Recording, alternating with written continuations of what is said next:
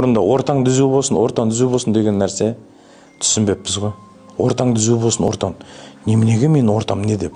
Ол шын мәнінде де ортаң түзу болсын. Ата-ана бекер айтпайды екен ортаң түзу болсын деп.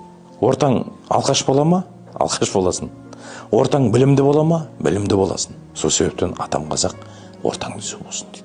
Жақсы адамдар кездессін дейді. Мен бұрында жақсы адамдар кездессін дегенде мен ойлаушы едім, жақсы келіншек кездессін деп айтып жатыр ма деп. Сөйтсем жақсы адамдар. Бұл өмір пейіл мен ниеттен тұратын өмір да. Пайғамбарымыз намаз оқып бата қайырған кезде қасында сахабасы сұраған екен: Алланың сүйікті құлы, адамның асылы, Алладан не сұрайсыз сіз деген ғой. Не сұрайсыз? Алла тағала екі дүнияның бақыты мен байлығын берді ғой сізге. Жәннаттың төрінен орын берді деген кезде пайғамбарымыз Мұхаммед пайғамбарымыз айтқан екен: мен Алладан бір-ақ нәрсе сұраймын. Осы өмірде қасымда жүрген адамдардың маған деген ниеті мен пейілін тазасын сұраймын.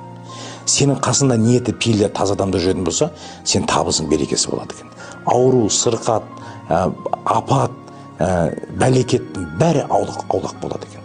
Ал сенің қасында біреу пайдаланып қалайын, осыны бір пайда көріп қалайын, осыны бір қасында жүріп бір жасап қалайын деп сенің ақшаңды санап жүретін болса, сен табысыңа дым береке болмай, енді жаманшылықтың бәрі, мынау өмірдегі ластың бәрі сенің қасында болады екен.